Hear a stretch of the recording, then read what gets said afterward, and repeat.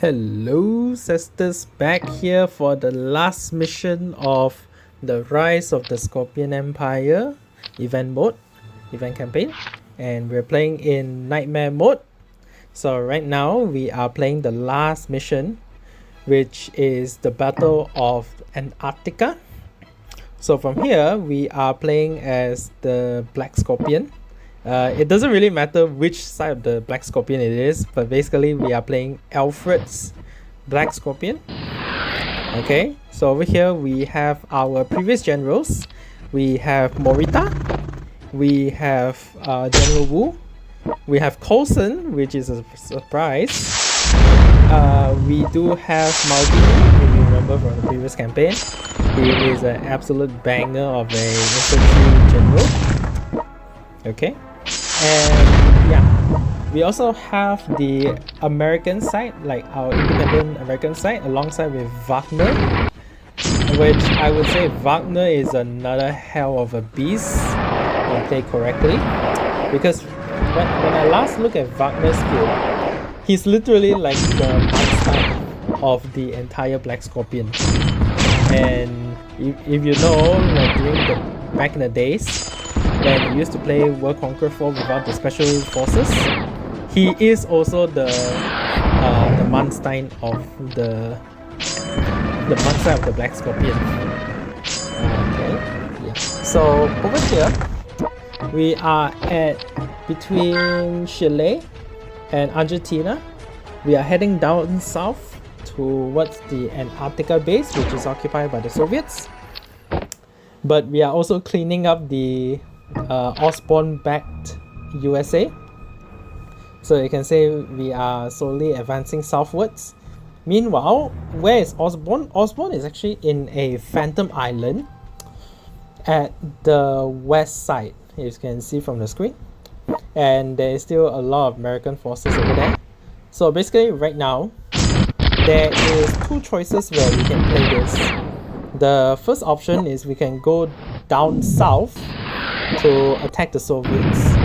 The downside of it is that, well, if you're unprepared, especially if you keep running out of time, you would actually be surrounded by the Soviet forces and also the remaining American forces. So what I would like to do for this campaign, if you do play Rise of the Scorpion Empire normal mode, you'll notice that the enemy AI, they like to go from Argentina and Chile towards the Phantom Island itself. So what if we try to do the exact same thing according to the AI back then? So what I did is that I dispatched some of the units, which is Coulson and Morita, to attack Osborne alongside General Wu, because this is one thing I just noticed. Apparently the Sukhoi Su-30 and the Harrier, they can replenish movement speed if you are either like 1 tau or 2 tau near to an aircraft carrier, depending on which level it is. But you can actually replenish the movement speed. I didn't know that. I thought they can replenish only on an engineer unit or like the cities. I didn't know you can replenish through aircraft carrier. So it was quite new to me until when I just finished this campaign only. I'm like, oh, I didn't know that. So yeah, I guess the more we learn, I guess. So yeah, over here we are fighting as Alfred's forces and we're going down south. The problem is that if you're heading down south directly, Alfred and the rest of the allied NATO members, they won't be coming in to help you. Instead, you have to defeat Osborne at the Phantom Island, then only you can go downwards. And that way, the NATO members can only help you. Interesting fact I just noticed is that in this campaign, Osborne can respawn 3 times. Oh wait, no, 2 times. 2 times, not 3 times. Osborne can respawn twice in his Centurion and also his Divine Wrath mobile tank. So The first one in the Phantom Island is a Divine Wrath, normally. Then after that, once you defeat him in Phantom Island, he'll respawn in the Antarctic base fighting against the Soviets in a Centurion tank, which I'm guessing because Osborne is British, so hence why he's using the British Centurion tank. And if he is defeated by the Soviets or by you, coincidentally, he will be respawned in the Divine Wrath mobile tank again.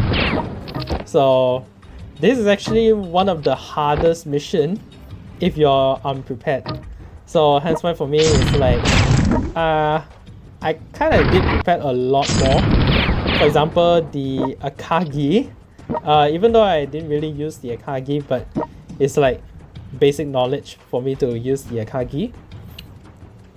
And definitely you will need your Topo M to demolish Osborne's tank or even like the rest of the Soviet tanks. You might need a second Sukhoi Su-30, it doesn't matter what level is it, as long as you can go like meet up with General Wu to follow up on the attacks. For me, I have a General Wu as well, so it's like double Wu, double Sukhoi Su-30, and that was kind of fun. Yeah, and I did use Cunningham because, well, Cunningham with the Richelieu. Last I heard from a Redditor, apparently if you use Richelieu on Cunningham is actually way better than Cunningham in the Prince of Wales. So I took that advice, and yeah, it definitely does pay off in this mission. So yeah, and with that, I'll see you on the next recording. But it's okay, all of you can enjoy this video, and yeah, I'll see you on the next video, which is going to be the Mannerheim defense event, and I'll see you again. Bye.